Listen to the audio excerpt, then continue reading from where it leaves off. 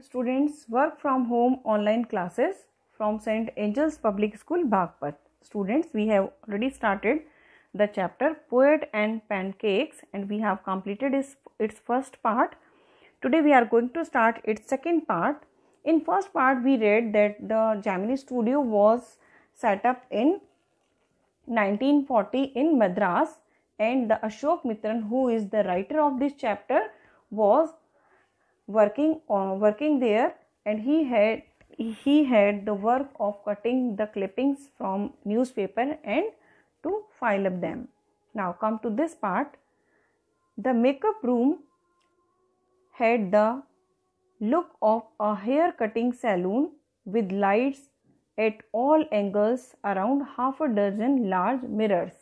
The makeup room had the look of hair cutting salon, मतलब जो वहाँ का मेकअप रूम था वो एक ऐसे लगता था जैसे एक सैलून हो, एक नाई की जो शॉप होती है जहाँ पर हेयर कट होते हैं, तो वो उस टाइप का वो लगता था. With lights at all angles, जहाँ पर हर एक साइड से, हर एक डायरेक्शन से जो लाइटें लगी हुई थी. Around half a dozen mirror, और आधा दर्जन के करीब वहाँ पर चारों तरफ मिरर लगे हुए थे. दे वर ऑल इनकैंडिसेंट लाइट, और वो सभी लाइटें कैसी थी? Incandescent means dazzling, bright light, बहुत चकाचौंध कर देने वाली, रोशनी वाली. So you can imagine the fiery misery of those subjected to makeup. और इसलिए आप यहाँ पर समझ सकते हैं fiery. Fiery means very hot, like fire, आग की तरह एकदम गर्म. और मिजरी मीन्स ट्रबल. तो मतलब जिनको भी वहाँ पर मेकअप कराने के लिए भेजा जाता था, तो आप उनकी तकलीफ को समझ सकते हैं कि उनको उन लाइटों की कितनी गर्मी वहाँ पर बर्दाश्त करनी पड़ती थी. The makeup department was first headed by a Bengali who became too big for a studio and left. सबसे पहले ये मेकअप डिपार्टमेंट जो था, ये कौन हैंडल कर रहे थे? ये एक कोई वहाँ से बंगाली थे, उनके पास था ये, जो कि वहाँ के हेड थे. लेकिन उनका बाद में मतलब उन्होंने इतना अच्छा अर्निंग ऐसे कर लिया, या अपनी लाइफ का स्टाइल उन्होंने इतना अपग्रेड कर लिया कि वो बाद में उनके लिए स्टूडियो अप्रोप्रिएट नहीं था, तो फाइनली उन्होंने छोड़ दिया. He was succeeded by a Maharashtrian who was assisted bye, और उनके बाद कौन आया वहाँ पर? सक्सीडेड मीन जस्ट आफ्टर, जिन्होंने उस रिस्पॉन्सिबिलिटी को लिया, तो वो थे एक Maharashtrian. Who was assisted by Dharwar, Kannadiga and Andhra and Madras Indian Christian and Anglo-Burmese and the usual local Tamils. मतलब उसके बाद जो आए थे वो एक महाराष्ट्रन थे और उनको असिस्ट कर रहे थे. उनके साथ जो उनकी हेल्प कर रहे थे उनमें से एक तो धरवर कन्नड़ा के थे, एक आंध्रा से थे, एक मद्रास के रहने वाले इंडियन क्रिश्चियन थे, बैंगलो बर्मीज थे, और दूसरे जो लोकल तमिल के रहने वाले लोग थे वो. Student market the difficult words. Incandescent, from angle, all angle means in all directions. Misery, fiery, very hot, and misery means trouble. Subjected to under the authority, मतलब उनके अधीन जो कर दिया जाता था कि हाँ इनको मेकअप करवाना है. then we can understand कि what he have to face, कितनी गर्मी उनको वहाँ पर फेस करनी थी. now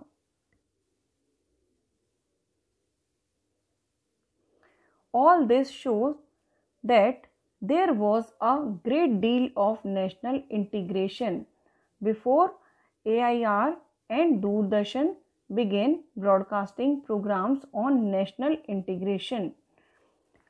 Integration means stability, स्थिरता और एकता. तो यहाँ पर ये कहा जाता है कि जब से मतलब जिसके पहले कि यहाँ पर सिनेमा प्रचलित होते या दूरदर्शन आकाशवाणी शुरू होता, उसके पहले से ही हमने यहाँ पर राष्ट्रीय एकता देखी है, क्योंकि अलग अलग जगह से लोग बाग आकर यहाँ पर एक साथ मिलकर काम कर रहे थे. This gang of nationality integrated makeup man could turn any decent looking person into a hideous crimson hued monster with the help of truckload of pancake and number of other local made potions and lotions. The gang of nationally integrated means अलग अलग जगह से आए हुए लोगों की ये जो राष्ट्रीय एकता की पूरी जो गैंग थी मेकअप डिपार्टमेंट के अंदर, ये कुछ ही मिनटों में क्या कर देती थी, any decent looking, decent means बहुत ही एक जेंटल पर्सन को, hideous, hideous means frightful, frightful, hideous, crimson, crimson means deep red, hued, hued means colored, monster means devil, with truckload pancake and number of other locally made potions, potions means mixtures and lotions.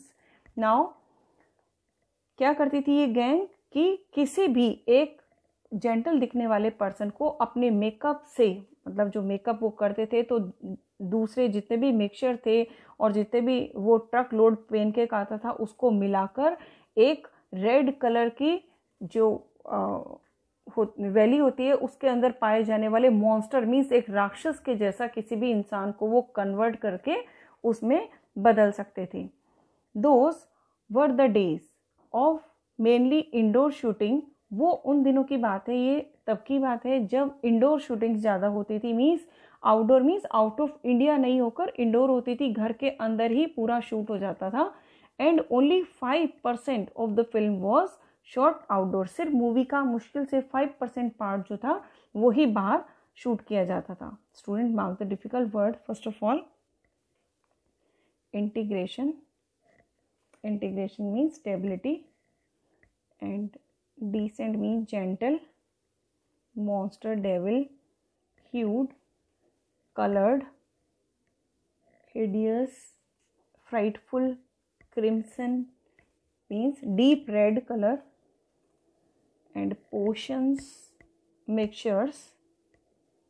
These are the difficult word here.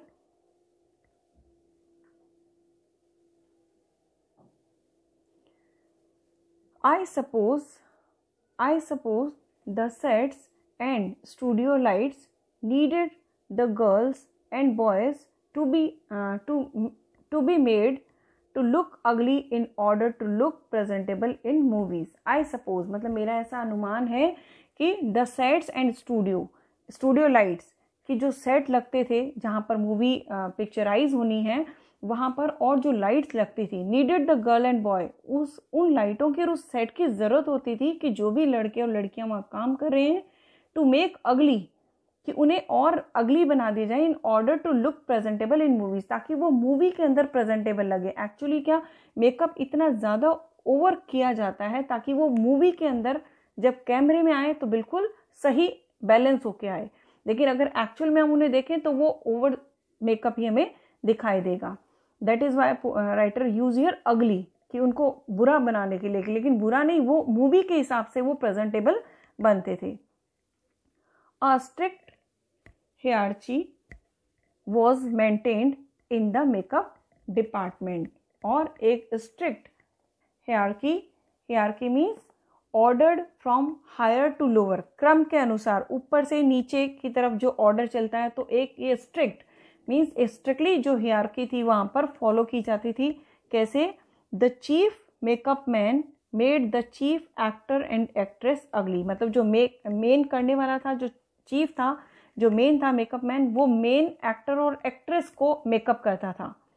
His senior assistant, और उसका जो senior assistant होता था the second hero and heroine. तो जो hero के साथ उसका फ्रेंड है और हीरोइन के साथ जो उसके साथ सेकेंड हीरोइन है उसको वो मेकअप करता था.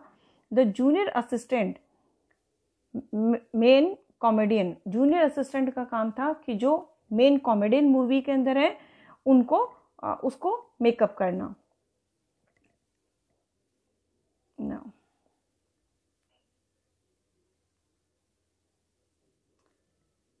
the players who played the crowd were the responsibility of office boy. और जो मूवी के अंदर भीड़ का रोल कर रहे हैं, मतलब ऐसे लोग जो वहाँ पे क्राउड बनकर खड़े रहेंगे, वो उनको सबको मेकअप करने की रिस्पॉन्सिबिलिटी किसकी थी?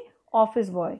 Even the makeup department of Gemini studio had a office boy. और यहाँ तक कि जेमिनी स्टूडियो के अंदर मेकअप डिपार्टमेंट के अंदर भी अलग उनका ऑफिस बॉय था. On the days when there was a crowd shooting, मतलब उन दिनों जबकि बहुत ज़्यादा भीड़ वाली शूटिंग कोई होनी है, जहाँ पर भीड़ को प्रेजेंट करना है, you could see him mixing his paint in a giant vessel and students mark here, giant means huge, difficult word. Giant means huge and vessel means pot, बर्तन एक. Now come to the next part. तो जिस दिन भीड़ की shooting वहां पर रहती थी, one can see mixing the paint in a giant vessel, slapping it on the crowd player. और slapping it मतलब applying some color on the face, mirror, है ना, कि उनके फेस पर थोपना, उनके फेस पर लगाने के लिए वो बड़े से बर्तन के अंदर पेंट मिक्स करता हुआ दिखाई दे जाता था.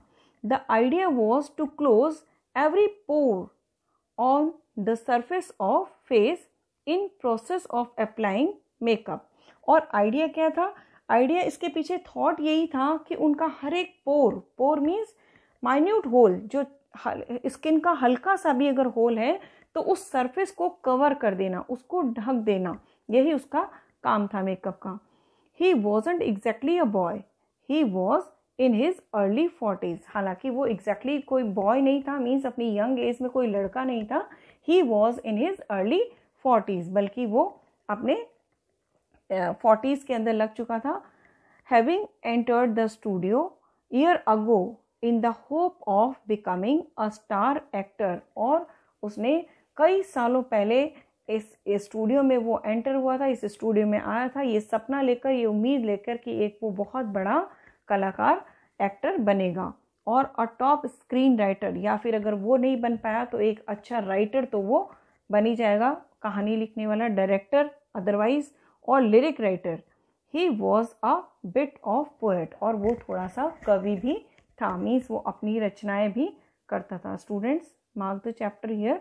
We will start its third part in the next class. Thank you. Have a nice day.